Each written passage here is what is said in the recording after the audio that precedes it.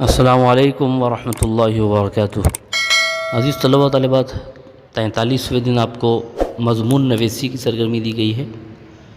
مضمون نویسی اپنے خیالات کو کاغذ پر بکھیرنا اظہار خودی کہلاتا ہے۔ تو ہم جب اپنے خیالات کاغذ پر لکھتے ہیں تو وہ اظہار خودی اس کو کہا جاتا ہے، یعنی ہم اپنے اندر کے خیالات سے دوسروں کو واقف کراتے ہیں۔ یہ مضمون کی شکل میں، کہانی کی شکل میں، خط کی شکل میں، منفی تاثرات، مثبت تاثرات، تنقید وغیرہ ہوتا ہے۔ تو ہم جب کاغذ پر لکھتے ہیں تو یا تو ہم مضمون لکھتے ہیں، یا کہانی لکھتے ہیں، یا خط لکھتے ہیں، یا ہم اپنے تاثرات کا اظہار کرتے ہیں۔ اور وہ تاثرات، وہ خیالات منفی بھی ہو سکتے ہیں، پازیٹیو اور نگیٹیو دونوں ہو سکتے ہیں۔ تو منفی یعنی نگیٹیو تاثرات بھی ہو سکتے ہیں، اور مثبت تاثرات بھی ہو سکتے ہیں، پازیٹیو بھی ہو سکتے ہیں۔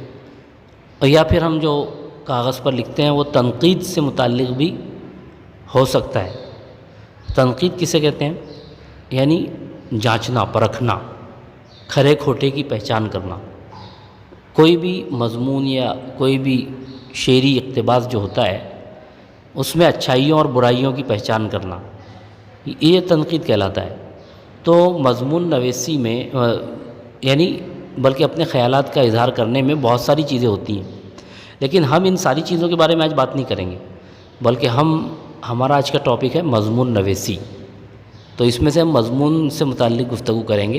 یہاں آپ کے مضمون کی 4 قسمیں بتائی گئی ہیں: بیانیہ مضمون، تخیلی مضمون، تنقیدی مضمون اور آپ بیتی۔ یہ 4 قسمیں بتائی گئی ہیں، لیکن ان چاروں سے بھی آپ کو چاروں سے بحث نہیں کرنی ہے۔ آپ کو صرف اس میں بیانیہ مضمون اور تخیلی مضمون 2 چیزوں کے سے متعلق معلومات حاصل کرنی ہے۔ تو بیانیہ مضمون جو ہوتا ہے، اس میں کوئی بھی ٹاپک ہم سنجیدہ کوئی بھی موضوع لے سکتے ہیں جس پر ہم مضمون لکھتے ہیں، تو بیانیہ مضمون میں اس کا شمار ہوتا ہے۔ اور تخیلی مضمون جو ہوتا ہے اس میں ہم اپنے خیالات کا اظہار خیالات کا اظہار کا مطلب یہ ہوتا ہے کہ جس میں اگر میں وزیر اعظم ہوتا، اگر بارش نہ ہوتی، اگر میرے 12 ہاتھ ہوتے، کچھ بھی ایسے جو تخیل سے اور خیال سے متعلق ہوتا ہے تو اس کو تخیلی مضمون کہتے ہیں۔ اب جیسے آپ کو یہاں پر ایک سرگرمی دی گئی ہے: دیوالی روشنی کا تہوار، گھر گھر روشنی، دیے جلانا، آتش بازی، بازاروں میں رونق، بھیڑ بھاڑ، کپڑے مٹھائیاں خریدنا، گھروں میں طرح طرح کے پکوان، گھروں کی سجاوٹ، لوگوں کا آپس میں ملنا جلنا اور مبارکباد دینا۔ یہ آپ کو نکات دیے گئے ہیں، پوائنٹس دیے گئے ہیں، اس کی وجہ سے آپ کو مضمون لکھنا ہے۔ تو اس میں عنوان بھی نہیں دیا گیا، آپ کو عنوان بھی دینا ہے اور آپ کو مضمون بھی لکھنا ہے۔ اب ظاہر بات ہے، آپ دیکھ رہے ہیں کہ یہ دیوالی کے تہوار سے متعلق ہے، تو آپ لکھیں گے دیوالی کا تہوار، اس طرح عنوان دیں گے، یا صرف دیوالی بھی آپ دے سکتے ہیں۔ اس کے بعد آپ جب لکھیں گے تو پہلا جو اقتباس رہے گا وہ تمہیدی اقتباس رہے گا، یعنی آپ ڈائریکٹ دیوالی پر لکھنا نہیں شروع کریں گے، بلکہ آپ مثال دیں گے۔ آپ ایسا اقتباس لکھیں گے کہ جس کے ذریعے سے پڑھنے والا وہ دیوالی تک پہنچ جائے، وہ تمہیدی پیراگراف کہلاتا ہے۔ جیسے آپ لکھیں گے کہ ہمارے ملک میں مختلف مذاہب اور تہذیبوں کو ماننے والے لوگ رہتے ہیں، اور وہ تمام افراد اپنے مذہب کے اعتبار سے اپنے تہوار بڑی دھوم دھام سے مناتے ہیں۔ اسی میں سے ایک تہوار دیوالی بھی ہے، جو ہندوؤں کا مذہبی تہوار ہے، جس کو وہ بڑی دھوم دھام سے مناتے ہیں۔ اس طرح آپ نے تمہیدی پیراگراف لکھا۔ اس کے بعد آپ یہ پوائنٹس کا استعمال کریں گے۔ اب آپ دوسرے پیراگراف سے جب لکھیں گے تو آپ اس میں ذکر کریں گے کہ دیوالی دراصل روشنی کا تہوار ہے، اس میں گھر گھر روشنی کی جاتی ہے، دیے جلائے جاتے ہیں، پوجا پاٹ کی جاتی ہے، آتش بازی کی جاتی ہے، بازاروں میں خوب رونق ہوتی ہے، لوگ اس موقع سے خوب خریداری کرتے ہیں، اور اس وجہ سے بازاروں میں بہت بھیڑ ہو جاتی ہے، کپڑے خریدتے ہیں، مٹھائیاں خریدتے ہیں۔ اور پھر آپ بہت ساری چیزیں اس میں ایڈ بھی کر سکتے ہیں کہ कंपनियों में बोनस दिए जाते हैं और सबको मिठाइयाँ बांटी जाती हैं और घरों में तरह तरह के खाने बनाए जाते हैं, घरों को सजाया जाता है और लोग आपस में मिलते हैं, मुबारकबाद देते हैं। हिंदू लोग आपस में मिलते हैं और मुबारकबाद देते हैं। आपको ये लिखना पड़ेगा ये मुसलमानों का त्यौहार नहीं है, तो आप साफ लिखेंगे, इसलिए कि जो जिसमें पूजा पाठ होती है हम लोग वो त्यौहार नहीं मनाते हैं। तो हम ऐसा नहीं है कि हम भी दिवाली में पटाखे फोड़ने लगें या हम भी उसको मनाने लगें। हम यहाँ आप लिखेंगे कि ये हिंदुओं का त्यौहार है जिसमें वो उस धूमधाम से इसको मनाते हैं और आपस में मिलते हैं और एक दूसरे को हैप्पी दिवाली या दिवाली की मुबारकबाद देते हैं।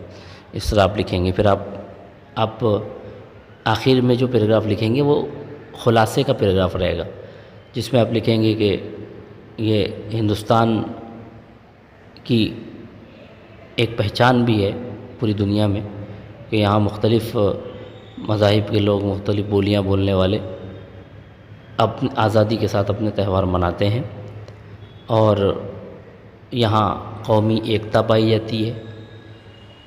तो इस तरह से आप चंद जुमले आखिरी पैराग्राफ में लिखेंगे। उसके बाद आपको ये देखिए यहाँ पूछा, यही जो आपको पॉइंट्स दिए गए हैं उसी पर से मज़मून लिखना है। यहाँ पर ये जो खाली जगह है तो आप यहाँ मज़मून लिखेंगे। उसके बाद आपको एक और मज़मून लिखना है, मेरा गाँव।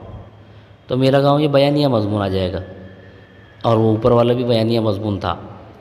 तो मेरा गाँव पर आप लिखेंगे, आप शुरू में तमहीदी पैराग्राफ लिखेंगे कि हर एक को अपने वतन से मोहब्बत होती है, चाहे वो वतन छोटे से छोटा गांव क्यों ना हो, बड़े से बड़ा शहर क्यों ना हो, और वो कहीं भी चला जाए उसको अपने वतन की याद ज़रूर आती है। तो इस तरह से आपने पहला तमहीदी पैराग्राफ लिखा। फिर आप लिखेंगे कि मेरे गांव का नाम फ़लाँ है और उसमें मुझे अपने गांव से बहुत मोहब्बत है, और उसमें आप तमाम तफसीलात लिखेंगे अपने गांव से मुतालिक। अब हर एक का गांव अलग है तो अपने गांव से मुतालिक आप पूरी मालूमात यहाँ लिखिए 2-3 पैराग्राफ में। और उसके बाद आप बताएं उसमें कि आप कितनी स्कूलें हैं, कितनी मसाजिद हैं और कितने आबादी कितनी है, ये सब आप लिखिए उसमें।